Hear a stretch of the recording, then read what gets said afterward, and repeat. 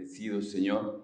Yo te pido que hables a nuestro corazón, que tú prepares nuestro corazón para recibir tu palabra, que quites ese velo de nuestra mente para poder discernir, para poder entenderla y formar convicciones en nuestra vida, Señor. Que el día de hoy sea un día diferente, donde ya no regresemos a casa igual, que podamos llegar a casa con una convicción, con una manera de vivir nuestra fe de manera diferente. Ponemos esto en tus manos en el nombre poderoso de Jesús. Amén. Creer en la idea de un Dios es una cosa, pero creerle es otra cosa muy diferente. Es un pensamiento de Charles Spurgeon, un predicador, se le conoce como el príncipe de los predicadores, por ahí del siglo XVIII. Y yo sé que esta frase la tenemos muy fresca porque es una frase que yo aquí escuché, es una frase que dice nuestro pastor Paquito también mucho, y es una verdad, ¿no? Qué diferente es creer que hay un Dios y otra muy diferente, creerle a Dios. Mira, saben, muchos de nosotros, de los que estamos aquí, también los que nos miran por Zoom, tenemos en la boca eso, ¿no? Decimos y creemos que le creemos a Dios, pero si miramos honestamente hacia nuestro corazón, no le creemos. Si miramos nuestros hechos, nuestro día a día, nuestra manera de vivir, te vas a dar cuenta que realmente no le creemos. Y fíjate que este pensamiento, el creer y no creer, se le llama una dicotomía. Es decir, es una idea, un concepto que tiene dos sentidos opuestos. Creo, pero no le creo. Y sabes, esta manera de vivir, de actuar, de pensar, de llevar nuestra fe, es algo que se venía viendo desde el principio de los tiempos, desde Adán y Eva.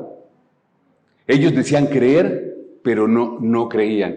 Tenemos el caso cuando Adán fue engañada por la serpiente en el capítulo 3 de Génesis. Veíamos que Eva creía en Dios, le escuchaba, tenían una comunicación con él, pero Eva no le creyó. Ella prefirió escuchar y creer en lo que la serpiente, Satanás, le decía que creerle a Dios. Prefirió buscar su deseo que creerle a Dios. Y entonces, ¿qué pasó? Desechó la palabra de Dios. Tenemos otro caso, Caín y Abel. Caín creía en el concepto de Dios. Creía en él. Creía en el concepto de Dios, que existía. Pero sin embargo no le creía. ¿Por qué? Porque llevó una ofrenda según su pensamiento y según su razonamiento. Sin embargo, Abel le creyó a Dios y él llevó un fruto y una ofrenda agradable a Dios, que era un animalito. Y así nos podemos ir a lo largo de la historia y podemos ver a un Noé y la generación perversa. Podemos ver a un Abraham y a Lot. Podemos ver también a Josué y Caleb, ¿recuerdas? Y a los 10 espías. Podemos ver, también la Biblia nos habla de David y de Saúl. Comportamientos opuestos. El pueblo, los profetas y el pueblo desobediente del pueblo de Israel. Todos ellos creían en un Dios, pero solo algunos le creyeron a Dios. Y mira, yo quería empezar con este concepto, con esta idea en nuestra mente para que pudiéramos preparar nuestro corazón y pudiéramos analizar qué es lo que realmente hay en él. Así que, pues bueno, sin más, vamos ahí a nuestro versículo, a nuestro capítulo 10 de Marcos, versículo 10 al 32. Y bueno, voy a dar lectura. Dice, iban por el camino subiendo a Jerusalén, y Jesús iba adelante, y ellos se asombraron, y le seguían con miedo. Entonces, volviendo a tomar a los 12 aparte, les comenzó a decir las cosas que le habían de acontecer. He aquí subimos a Jerusalén, y el Hijo del Hombre será entregado a los principales sacerdotes y a los escribas, y le condenarán a muerte, y le entregarán a los gentiles, y le escarnecerán, le azotarán, y escupirán en él, y le matarán. Mas al tercer día resucitará. Amén. Muy bien, vamos a entrar un poquito en contexto. Esta es la tercera vez que Jesús anuncia acerca de su muerte. Pero quiero que me acompañes 2 capítulos atrás, en el capítulo 8, versículo del 31 al 38. Aquí es la primera vez que Jesús habla de su muerte. Recordemos que Jesús ya se estaba perfilando a bajar a Jerusalén, a cumplir con su misión, con su propósito. Él, cuando da este primer anuncio, se encontraba en Cesarea de Filipo y estaba ahí con sus apóstoles. Y vamos a leer lo que dice. Y comenzó a enseñarles que le era necesario al Hijo del Hombre padecer mucho y ser desechado por los ancianos, por los principales sacerdotes y por los escribas, y ser muerto y resucitar después del tercer día. Esto les decía claramente. Entonces Pedro le tomó aparte y comenzó a reconvenirle. Pero él, volviéndose y mirando a los discípulos, reprendió a Pedro diciéndole: quítate delante de mí, Satanás, porque no pones la mira en las cosas de Dios, sino en las cosas de los hombres. Y llamando a la gente y a sus discípulos, les dijo: si alguno quiere venir en pos de mí, niéguese a sí mismo, tome su cruz y sígame. Porque todo aquel que quiere salvar su vida la perderá, y todo el que pierda su vida por causa de mí y del Evangelio la salvará. Este es el primer anuncio. Y fíjate, ahí en el versículo 31, dice que el Hijo del Hombre tendría que padecer mucho, pero no da muchos detalles de cómo iba a padecer, qué es lo que le iba a ocurrir. Aunque en el versículo 32, si te fijas, dice: esto les decía claramente. No nos lo dice Marcos, pero yo creo que el Señor hablaba con ellos claramente. ¿Por qué? Porque el Señor quería que ellos vieran el propósito que Él tenía. El Señor se estaba dirigiendo a Jerusalén a morir. Y el Señor, que Él quería que ellos no solamente creyeran en Él, que en Él existía, sino que le creyeran a Él. Eso es lo que Él buscaba. ¿Por qué? Porque si nos damos cuenta, desde que el Señor empezó con su ministerio, ya hacía 3 años, aquí ya estaba a punto de terminar con su ministerio, el Señor venía repitiendo que Él era el Hijo de Dios. Venía mostrándolo con su poder, con sus milagros. Pero los discípulos y los que lo seguían no lo habían entendido. Entonces Él quería afirmar sus corazones en la obra que Él iba a hacer. Y fíjate, ¿y cómo sabemos que no lo habían entendido? Pues bueno, nos lo dice ahí adelante en el mismo versículo 33, ¿no? Cuando dice que Pedro, un versículo antes, lo toma aparte para reconvenirle. Y es cuando yo no sé qué, yo pensaba, imaginaba, bueno, ¿qué le habrá dicho Pedro, no? Oye, Jesús, espérate, oye, pero ¿cómo que te vas a ir a la cruz? Oye, hay tantas cosas que hacer, imagínate tú y nosotros 12. O nosotros 12 y tú, ¿verdad? Probablemente era su pensamiento. ¿Qué había en la mente de Pedro? No te entregues, mira, vamos a edificar una ciudad, vamos a levantar más las murallas, tenemos tantas cosas por hacer aquí en la tierra. Y entonces por eso que el Señor le reprende: apártate de mí, Satanás, quítate, porque no pones la mira en las cosas de Dios, sino en las cosas de la tierra. Qué increíble, ¿no? Y mira, yo sé que a lo mejor Pedro no es el único que tenía esta idea. Digo, Pedro lo dijo porque sabemos que Pedro era muy aventado. Pedro alzaba la mano, era el que primero se lanzaba, el que decía, el emocional, ¿no? Ese era Pedrito. Pero yo te puedo asegurar que no solamente él pensaba esto. ¿Por qué? Porque un capítulo más adelante, los discípulos venían discutiendo quién sería el mayor, como repartiéndose ahí el puesto político, el hueso, ¿no? Como dijeran. O sea, no habían entendido nada. Seguían teniendo su vista puesta en las cosas de la tierra, mas no en las cosas del cielo. Y fíjate, esto nos pasa mucho a nosotros. Cuando nosotros llegamos a la iglesia por primera vez, no sé cómo fue cuando tú llegaste por primera vez, o incluso nos sigue pasando cuando venimos a la iglesia, nosotros buscamos al Señor con nuestros propios objetivos y metas. Nosotros venimos a la iglesia y empezamos a seguir al Señor con un propósito, pero probablemente ese propósito no es el correcto. Y yo pensaba esto: Las razones por las que tú vienes a la iglesia no son las razones por las que Cristo te trajo a ella. Las razones por las que tú vienes a la iglesia no son las razones por las que Cristo te trajo a sus pies. No son sus razones. Mira, tenemos que hacer un alto total, revisar nuestras verdaderas motivaciones. ¿Por qué estamos viniendo a la iglesia? ¿Por qué estamos buscando a Dios? Y te digo por qué lo tienes que buscar, porque si tú no encuentras el propósito, si tú no encuentras el por qué verdaderamente, para qué el Señor te trae aquí, solo vas a estar retrasando bendiciones. Vas a estar retrasando tu crecimiento espiritual. Tienes que luchar, pedirle al Señor que te muestre ese propósito. Y está claro en la Biblia. La Biblia nos lo dice. Y pues bueno, mira, con el Señor solamente tenemos dos caminos.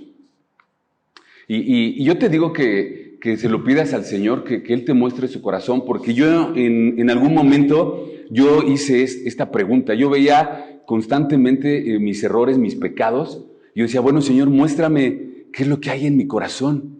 Muéstramelo. ¿Y qué crees? Fue muy fiel en mostrármelo. Pero la verdad es que no me gustó lo que vi. No me gustó. Era como una sensación de asco hacia mi alma, hacia mi persona. Y yo decía, ¿verdaderamente siento esto? ¿Verdaderamente pienso esto de mi hermano, de mi hermana? ¿Verdaderamente pienso esto? Pero como te decía, con el Señor solamente tienes dos caminos. Una, o apapachar tu pecado, seguirlo apapachando. No pedirle al Señor que te lo muestre, atesorarlo, o decirle al Señor que lo arranque de tu alma, que te lo muestre, para entonces arrepentirte, entregárselo y empezar a crecer. Muy bien, vamos al segundo anuncio, está ahí en el capítulo 9, versículo 30 al 32. Ok, ¿por qué dice el versículo, empezando ahí, que caminaron por Galilea, pero él no quería que nadie supiese? El Señor a lo largo de su ministerio, si recuerdas, siempre tomaba parte a sus discípulos, a sus cercanos. Siempre se tomaba un tiempo para compartir con ellos. Hoy estaba haciendo lo mismo. No quería que nadie lo supiese, para tomarse ese tiempo con los discípulos, con los cercanos a su corazón. Y bueno, y les dice la palabra que les empezó a decir nuevamente, el Hijo del Hombre será entregado en manos de hombres y le matarán, pero después de muerto resucitará al tercer día. Y volvía a repetir esto, que el anuncio que hizo también en la primera ocasión, resucitará al tercer día. El Señor quería que entendieran, que recordaran que había una promesa. Hay una promesa. Que cuando ellos lo vieran en la cruz, recordaran que al tercer día iba a resucitar y que iba a estar con ellos. Ese es nuestro Señor, que siempre nos está dando consuelo, siempre tiene una promesa para nosotros. Él quería que ellos lo tuvieran claro. Mas ellos no entendían la palabra, dice, y tenían miedo a preguntarles. Mira, yo a veces somos mucho de juzgar, ¿no? Yo en lo particular, juzgar las cosas. Y no sé si te ha pasado, pero a veces a lo mejor dices, bueno, ¿cómo es posible que estos apóstoles, estos discípulos, no supieran, no entendieran lo que el Señor les estaba diciendo? O sea, no lo puedo creer, ¿no? Pero si lo ves y si te pones a analizar a los discípulos, ellos venían caminando ya 3 años con Él. El Señor afirmaba que era Dios, y era cierto. El Señor afirmaba que venía a establecer su reino, y era cierto. Los discípulos veían que Él actuaba con poder, levantaba paralíticos, alimentaba a las personas, les daba de comer, resucitó a Lázaro al 4º día. Entonces, ¿cómo entender que el Señor, siendo quien era, iba a ser entregado y muerto en una cruz? ¿Cómo entender las palabras que el mismo Señor estaba diciendo, que le azotarán? Simplemente no tenía lógica. Si lo pensamos, no tenía lógica. Pero es parte de esto que veíamos, ¿no? Creer y no creer. Y mira, estas palabras representaban locura para ellos. Como yo sé que muchas palabras hoy de la Biblia, de la Escritura, también representan locura para ti. El camino al Señor no es fácil, no es fácil. Si tú comparas el camino del Señor, el Evangelio, su palabra, con la ideología de allá fuera del mundo, es totalmente opuesta. Es complicada. Por eso decía Pablo en su primer carta a los Corintios, primera de Corintios 18, dice, porque la palabra de la cruz es locura para los que se pierden, pero es salvación, pero para los que se salvan, esto a nosotros es poder de Dios. Amén, hermanos. Para el mundo es locura, pero para nosotros es poder. Ahora recordemos algo bien importante. Los discípulos aún no tenían el Espíritu Santo dentro de ellos. Bueno, ¿qué más? Tenían al Señor, ¿no? A su lado. Pero bueno, nosotros hoy tenemos al Espíritu Santo que mora en nosotros 24/7. Tenemos el recurso a la mano. Y mira, yo pensaba en esto. ¿Qué es lo que no les permitía a ellos ver esto? Hay un velo muy finito que tenemos en los ojos del alma, que nos permite ver y no ver. Eso se llama egocentrismo. Pecado finalmente, que se llama estarte viendo a ti mismo solamente. Viendo tus proyectos de vida, viendo tus necesidades, viendo lo que tú quieres. Pensando que venimos a Cristo porque Él nos va a suplir. Pensando que venimos a Cristo porque Él me va a dar prosperidad económica. Pensando que venimos a Cristo, a la iglesia, porque se van a acabar mis problemas. Y sabes, ese es un falso evangelio. Ciertamente tu vida cambia. Ciertamente tu vida es mejor. Pero eso no quiere decir que no vas a tener problemas. La diferencia es que hoy tienes al Señor en tu corazón. Esa es la gran diferencia. Y mira, el Señor cuando los tomaba parte y les decía esto, el Señor les estaba gritando algo a sus oídos, como seguramente te lo está gritando a ti y a mí. El Señor les quería decir, esta vida no se trata de ustedes, esta vida se trata de mí, se trata de mi reino y de la vida eterna, donde obviamente todos nosotros, todos aquellos que lo recibimos, estamos incluidos. Nosotros estamos dentro del propósito. Mira, si nosotros no descartamos esta idea de pensar que el mundo gira alrededor de nosotros, nos empezamos a frustrar. Cuando venimos a la iglesia, ciertamente, de inicio, pues bueno, queremos encontrar esa parte, como decíamos, ser apapachados, que nos busquen, que nos digan, y está bien. En un principio tiene que ser así, pero llega el momento en que entonces tienes que empezar a actuar tú también. Tienes que empezar a involucrarte, porque si no, créeme que van a venir esos pensamientos, ay, el clásico, ¿no? El pastor no me habló. Pasé a su lado y ni siquiera no me peló, ¿no viste? Ah, a ti sí te saludó, a mí no, con la esposa. El hermano no hace en sus grupitos. No, es que tienen grupos selectos. No, son unos elitistas. No. Tenemos que integrarnos, tenemos que formar una comunidad, somos parte del templo de Cristo. Yo no puedo funcionar sin mi hermano Martín, no puedo funcionar sin Isra, nuestro pastor, sin José, sin mi hermano Guillermo, no puedo funcionar sin el cuerpo, todos somos importantes. Tenemos que buscar nuestro lugar dentro del cuerpo. Tenemos que motivarnos al amor y a las buenas obras. Mira, también de alguna forma, muchas veces vamos formando esas raíces de amargura. Venimos a la iglesia esperando que el Señor nos arregle nuestro asuntito. Aquello por lo que venimos a la iglesia, queremos que el Señor nos lo arregle. Y le damos chance, ¿no? ¿Por qué no? Pues 1 añito, 2 añitos, ¿no? Estoy caminando y todo, oye, Señor, pero pues no veo claro. Oye, pero es que yo estoy yendo y voy a la iglesia y todo, pero, oye, no veo claro, o sea, ya te llevo tantos años y no se arregla mi asunto. El problema es que no se ha arreglado tu corazón.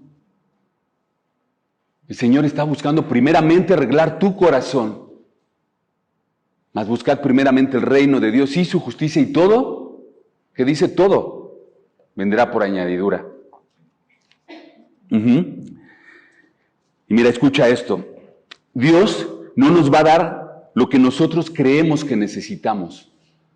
Dios nos va a dar lo que Él sabe que necesitamos. Te lo repito porque me gustó mucho este pensamiento en mi corazón. Dios no nos va a dar lo que nosotros creemos que necesitamos. Dios nos va a dar lo que Él sabe que necesitamos. Y eso es lo que tenemos que estar esperando. Vamos a regresar ahí al versículo 32. Y dice, pero ellos no entendían estas palabras y le tenían miedo de preguntar. Y yo decía, bueno, ¿por qué le tenían miedo de preguntar? Yo pensaba, dije, bueno, para que no les contestara como les contestó a Pedro, ¿no? Apártate de mí, Satanás. Y hacía un análisis, una introspectiva de mi vida. Decía, ¿cuántas veces el Señor no me dijo a mí, apártate de mí, Satanás? Porque estás impidiendo que yo haga la obra en ti. ¿No? ¿Nunca lo has pensado? ¿Cuántas veces tú has sido de piedra de tropiezo para ti mismo? ¿Cuántas veces tú solito te metes el pie y retrasas las bendiciones del Señor? ¿Retrasas eso que el Señor quiere hacer? ¿Cuántas veces no has sido de piedra de tropiezo? ¿Cuántas veces no me dijo a mí, apártate de mí, Satanás, porque no me dejas hacer la obra en tu hermano? Porque no me obedeces, no vas y disipulas, no haces lo que te mandé a hacer, no vas y predicas el evangelio. Apártate de mí, Satanás. ¿Cuántas veces no me dijo, apártate de mí, Satanás, porque eres piedra de tropiezo para la iglesia? ¡Wow! ¿Cuántas veces no nos lo habrá dicho? Seguramente ellos tenían miedo y por eso no les querían preguntar. Claro. Y bueno, vamos a avanzar. Entonces vamos ya al tercer anuncio. Ahí el capítulo 10, versículo 32 al 34. ¿Ok?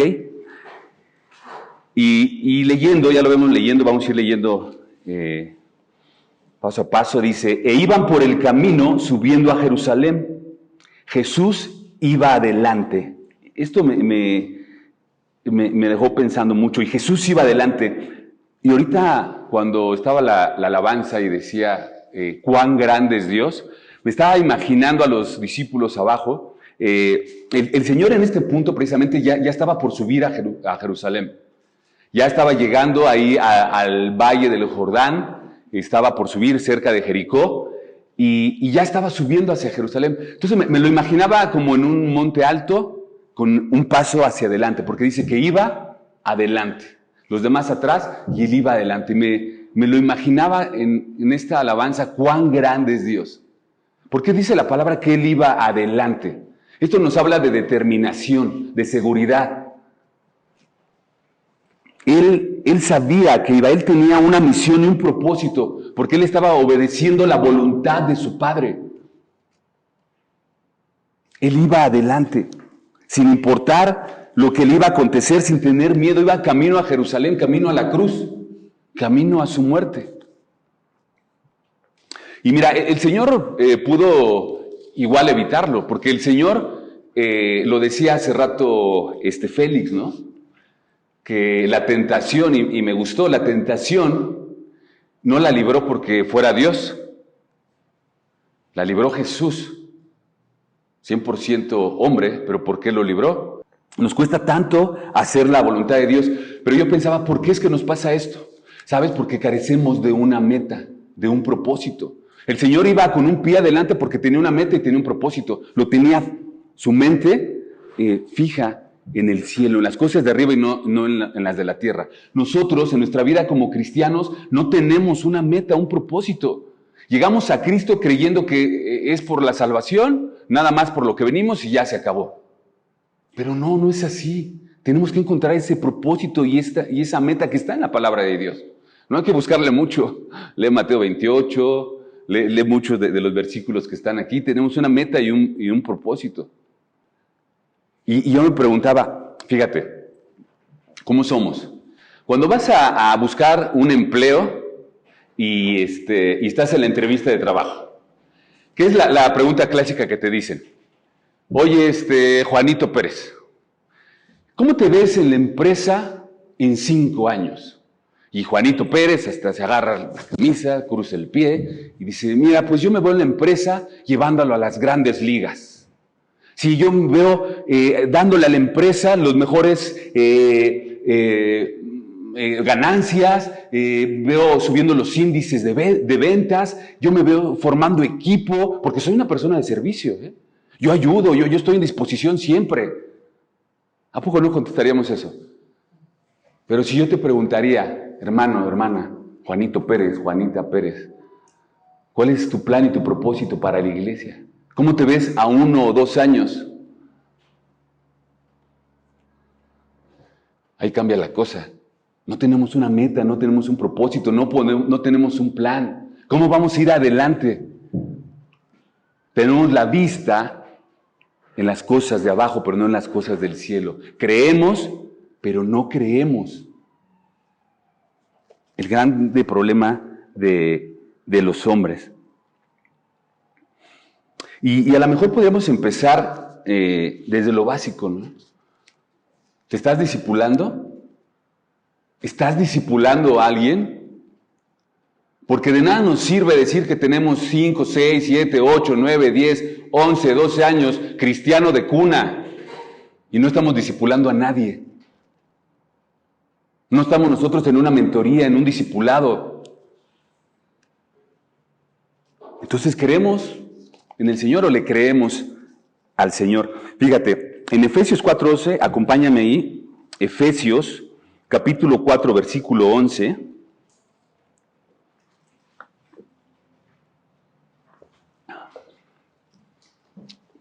Voy a leer, dice, Pablo decía que el Señor... Perdón, me fui a mi apunte. Efesios 4, 11. Fíjate, dice el Señor, hablando de la unidad del Espíritu en este capítulo, Pablo decía, dice, y él mismo, hablando de Dios, él mismo constituyó a unos apóstoles, a otros profetas, a otros evangelistas, a otros pastores y maestros. ¿Para qué? A fin de perfeccionar a los santos para la obra del ministerio, para la edificación del cuerpo de Cristo, hasta que todos lleguemos a la unidad de la fe y del conocimiento del Hijo de Dios, a un varón perfecto, a la medida de la estatura de la plenitud de Cristo. Hermanos,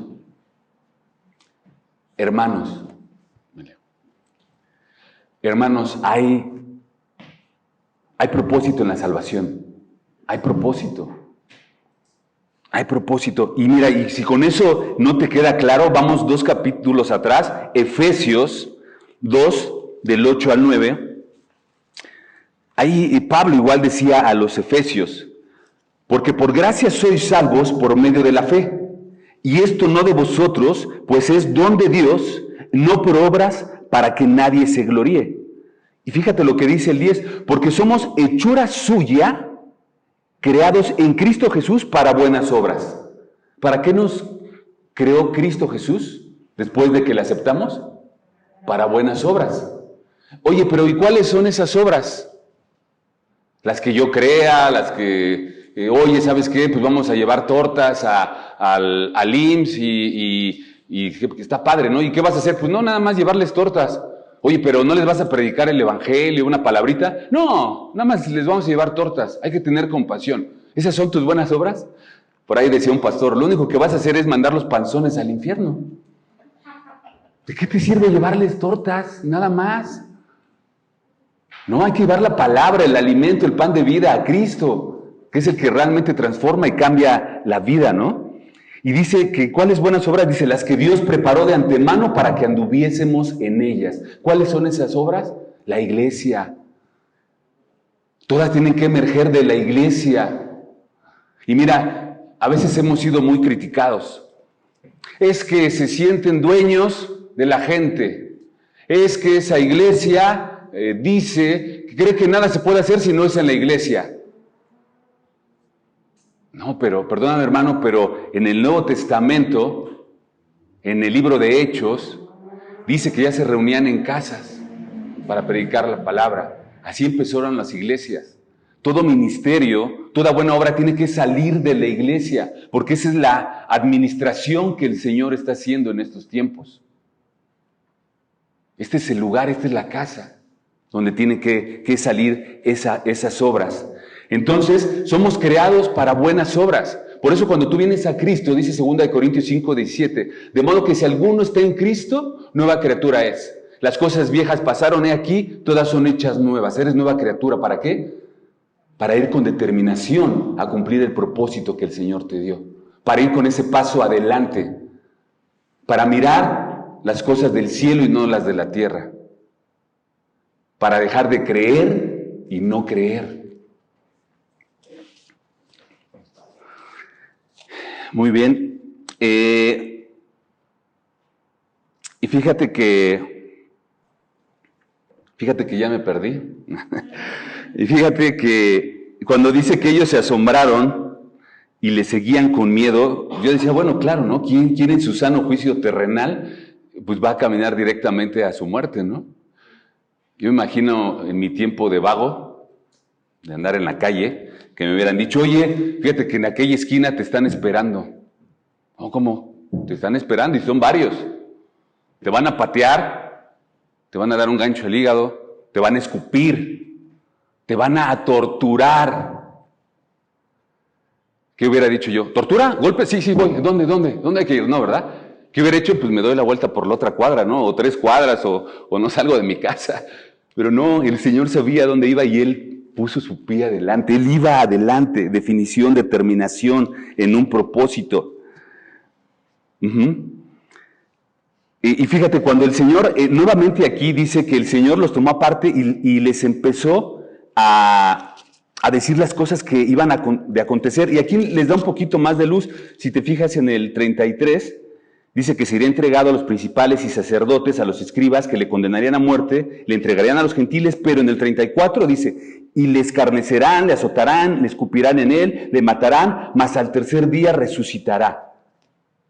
Siempre dando esa promesa, más al tercer día se resucitaré, no se preocupen, voy a resucitar, hay promesa. Pero bueno, da un poquito más de luz, pero realmente lo que estaba haciendo aquí estaba resumiendo una profecía que se había dado en Isaías 53, 700 años atrás. Acompáñame a Isaías 53. Les voy a leer desde el 52, 13. Dice, sufrimientos del siervo de Jehová.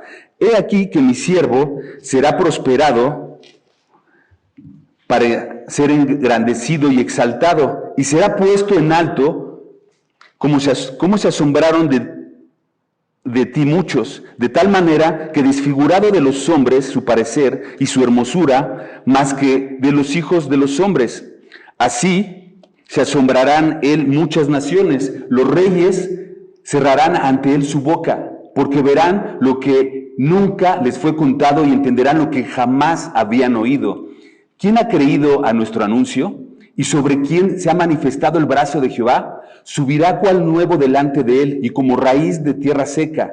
No hay parecer en él ni hermosura le veremos, más inatractivo para que le deseemos. Despreciado y desechado entre los hombres, varón de dolores, experimentado en quebranto, y como quien escondimos el rostro, fue menospreciado y no le estimamos. Ciertamente llevó él nuestras enfermedades y sufrió nuestros dolores, y nosotros le tuvimos por azotado, por herido de Dios y abatido. Mas él herido fue por nuestras rebeliones, molido por nuestros pecados. El castigo de nuestra paz fue sobre él, y por su llaga fuimos nosotros curados. Todos nosotros nos descarriamos como ovejas, cada cual se apartó por su camino, mas Jehová cargó en él el pecado de todos nosotros. Angustiado él y afligido, no abrió su boca. Como cordero fue llevado al matadero, como oveja delante de sus trasquiladores, enmudeció y no abrió su boca. Esto último es lo que me quebranta el corazón.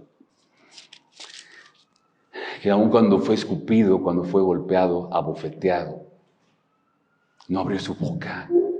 No abrió su boca, increíble.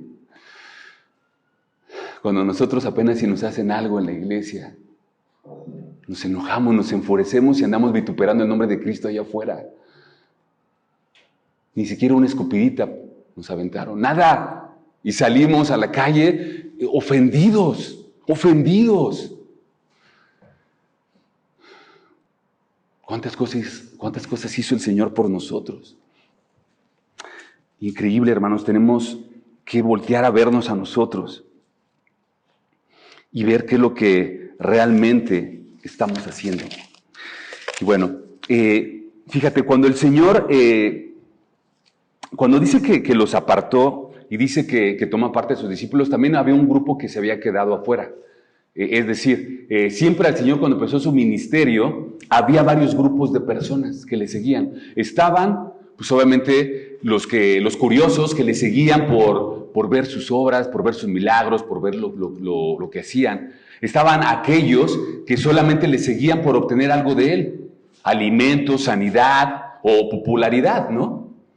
Había también los que solamente iban a juzgar, los que solamente iban a vituperar su nombre. Entonces al Señor lo seguía todo tipo de personas. Hoy en día la iglesia sigue siendo igual, tristemente. Y aún los que nos congregamos, la pregunta sería, ¿por qué lo estás siguiendo tú? ¿Qué beneficio obtienes? ¿O qué estás esperando obtener? ¿Cuánto tiempo más le estás dando al Señor para que cumpla tus propósitos? ¿Cuánto tiene de chance? ¿Unos meses? ¿Un año? ¿Cuánto le estás dando para que se apure? ¿Cuánto?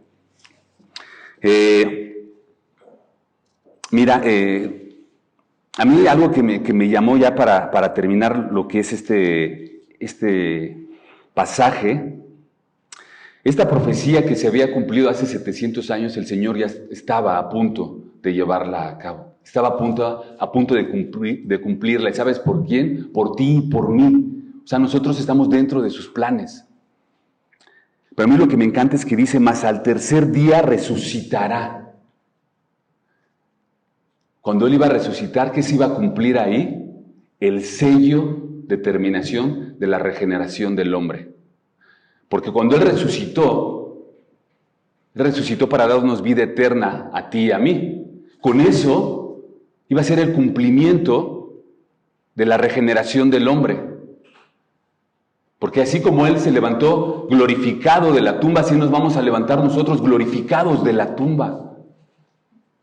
El Señor estaba cumpliendo su promesa.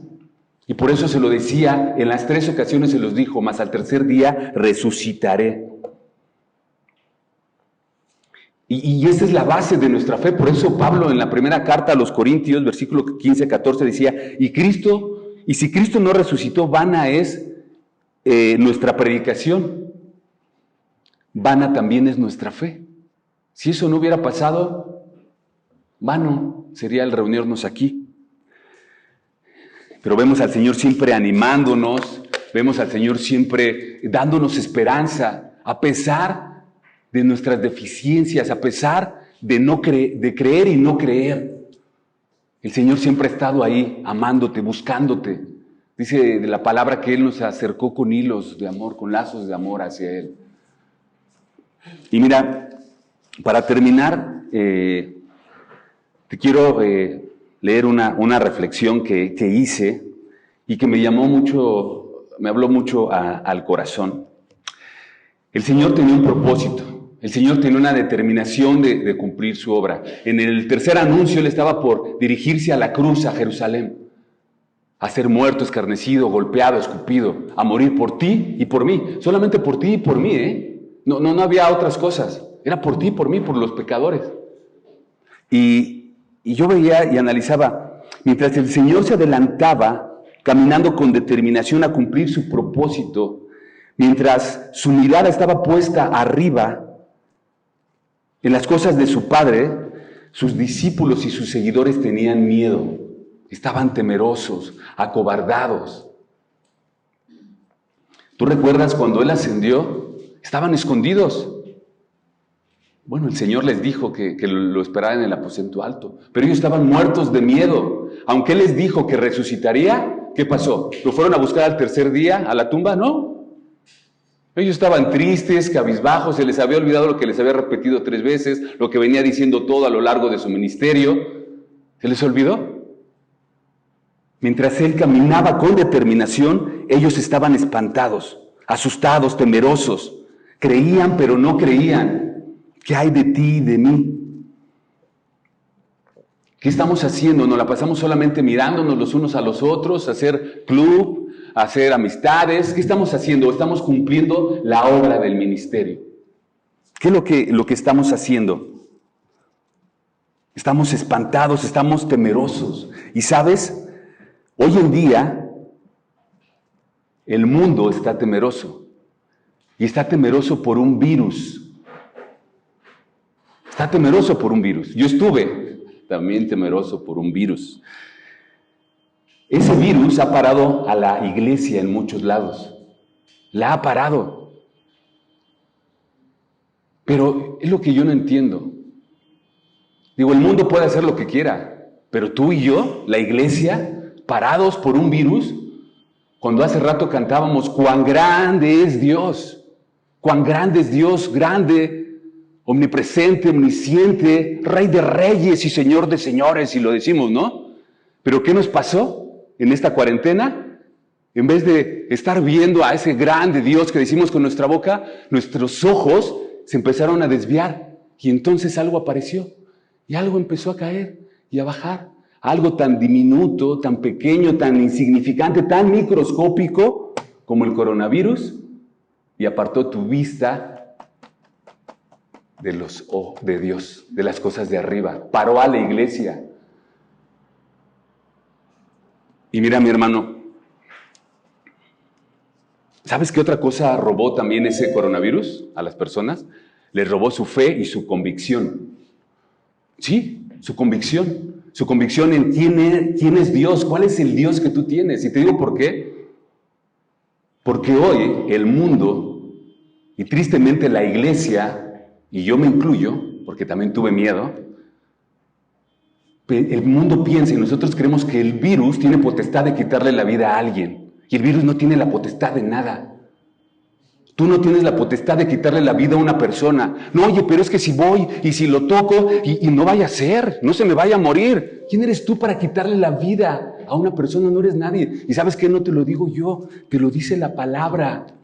En 1 Samuel capítulo 2, versículo 8 y 9, el Señor decía, Jehová mata y Jehová da la vida. Jehová hace descender al Seol y Jehová hace subir. Así que mis hermanos, tú no tienes la potestad de quitarle la vida a nadie. El virus no tiene la potestad de quitarle la vida a nadie. La gente que se va a ir con el Señor, se va a ir porque el Señor así lo tenía dispuesto. Tenía el día y la hora. Y si no se muere del COVID, se va a morir en el baño resbalándose y pegándose en la cabeza. Adiós. Enfoquémonos. ¿Cuál es la fe que le estás mostrando a las personas? ¿Cuál es la fe? ¿Esa es la fe que le demuestras? ¿Ese es tu cuán grande es Dios? Cuán grande es Dios. Y mira, porque estuvimos así, en la cuarentena, viendo todo el tiempo, te digo, me incluyo. Entonces, ahorita no evangelizar, no, espérate, no, ¿cómo? No, aquí estuvimos. Nos robó tantas cosas. Pero es tiempo de reactivarnos, hermanos. Y mírate, algo que a mí me hizo entenderlo, porque te digo, yo tenía miedo, a mi mamá le dio COVID también. Por la gracia de Dios está viva. Y fue con mi mamá precisamente porque ella es hipertensa, que claro que me dio miedo. Claro, pero ahí fue cuando el Señor, mira, me dio una cachetada y dijo, ¡hey, despierta! ¿El virus le va a quitar la vida a tu mamá? ¿Tu tía, quien fue que la contagió, le va a quitar la vida a tu mamá? Yo se la quito cuando yo quiera. El mundo allá afuera, ¿sabes qué dice? Toda la gente que ha muerto, ¿sabes por qué es? Por aquellas personas que no se cuidaron, por aquellas personas que anduvieron contagiando, por eso se murieron, por los inconscientes. No, se murieron porque el Señor así lo tenía previsto, porque Él tenía el día y la hora de creyentes y no creyentes. ¿Cuál es tu pensamiento acerca de esto, mi hermano, mi hermana, allá en Zoom? A mí te voy a poner un ejemplo que ya para terminar, porque espero que te quede claro, si es mi deseo que te quede claro. Porque lo que tú hables de esto, allá va a representar lo que es tu fe. Cuando yo pensé esto y fue cuando el Señor me abofeteó, imagínate a Juanito Pérez, el que decíamos. Juanito Pérez, chambeador en la iglesia, anda de un lado para otro. puedo ocupar tu nombre, mi buen José, ponerle una cara de alguien que anda chambeando por todos lados, buscando al Señor, compartiendo el Evangelio. Un día invito a José a la casa, lo invito a comer. Le digo, oye, José, los invito a ti, a Rosy. ¿Cómo ven? ¿Vienen? Sí, claro que sí, perfecto. Perdón, Rosy, te lo voy a quitar tantito, lo voy a mandar con el Señor. ¿No hay problema? Bueno, entonces le digo, José, ¿vienen? Sí, oye, no hay problema, pues nosotros hemos salido a trabajar y pues bueno, ahí nos cuidamos y todo, pero no hay problema, yo sí he salido. No, sí, no hay problema. Perfecto. Llega José, Rosy, comen, a los 3 días se van, caen en el hospital y lo mando con el Señor. Y entonces está ahí esperando, ¿no? Está ahí ya a punto de entrar a la puerta. ¿Te imaginas un Dios que llegara así, no? Sí, no, sí, te digo. ¿José? ¿José? ¿Qué haces aquí, José? No, señor, fíjate que lo que pasa es que pues el hermano Luis, el inconsciente del hermano Luis me invitó a su casa, comimos, pues me contagió, me morí y heme aquí. ¿Te imaginas un Dios? Espérate, no lo puedo creer, espérame. Pero José tenía planes para ti, José. Yo te iba a mandar a conquistar todos los héroes, a compartir la palabra y más allá. ¿Qué? No, ¿qué has hecho, Luis? Echaste a perder mis planes. Los planes que yo tenía para él. No, ese Luis, ahora que la vea, no se la va a acabar. ¿Ese es el Dios que tienes? ¿Ese es el Dios que tenemos? No, mis hermanos. Aguas, ¿eh? No estoy diciendo que no utilicemos esto. Lo utilizamos. En la iglesia tenemos nuestro alcohol. Estamos con sana distancia, claro. Y cuídate, y no me estoy contradiciendo, cuídate, porque es una enfermedad que sí existe. Pero cuídate como si te fueras a cuidar de una gripe, de una tifoidea, de una varicela. Cuídate, porque te vas a enfermar y puede ser que sí te vaya mal. Pero aún en la enfermedad el Señor está en control. Aún en la enfermedad el Señor sabe hasta dónde va a llegar tu enfermedad. Mi madre es hipertensa, gracias a Dios estuvo en casa. Por otro lado, otro familiar, más joven, no hipertenso, llegó al hospital, lo entubaron 15 días, le dio un paro cardíaco, perdió a su bebé, la volvieron a entubar y al día de hoy está vivita y coleando. ¿Quién es el que da y quita la vida? ¿Quién es el que decide? El Señor. Él es el que decide, mis hermanos. Cuidémonos, pero no pensamos que nosotros tenemos la capacidad, la autoridad, la potestad de quitarle la vida a alguien. No la tenemos. Bendito Dios. Gracias, Señor, porque has hablado en nuestro corazón, porque me hablaste, me hiciste ver tu verdad, Señor. Perdón porque muchas veces perdemos nuestras convicciones sobre quién eres tú, Señor. Perdóname, Señor, porque soy débil en mi fe. Porque creo y no creo, Señor. Perdóname porque no tengo un propósito, una determinación, una meta a dónde ir, Señor. Perdona mi pecado, Padre, porque me he dejado influenciar por el mundo y he desviado mis ojos de tu grandeza, Señor, para ponerla en los miedos del mundo, en las cosas del hombre, Señor. Perdóname, Padre. Perdóname. Yo te pido por mis hermanos aquí, Señor, que tú fortalezcas sus convicciones, que fortalezcas su vida espiritual, su crecimiento, Señor, que dejemos de vivir una religión y empecemos a vivir una relación verdaderamente buscándote a cada momento. Porque al final, Señor, dentro de tus planes, de tus propósitos, estamos nosotros incluidos. Nosotros somos el objeto de tu muerte, de tu resurrección, de tu sacrificio, de tu obra. Bendito eres, Padre Celestial, bendito eres por lo que nos has dado, Señor. A ti sea la honra y la gloria de todo, Señor. Gracias, Padre Santo, en el nombre poderoso de Jesús. Amén. Muchas gracias.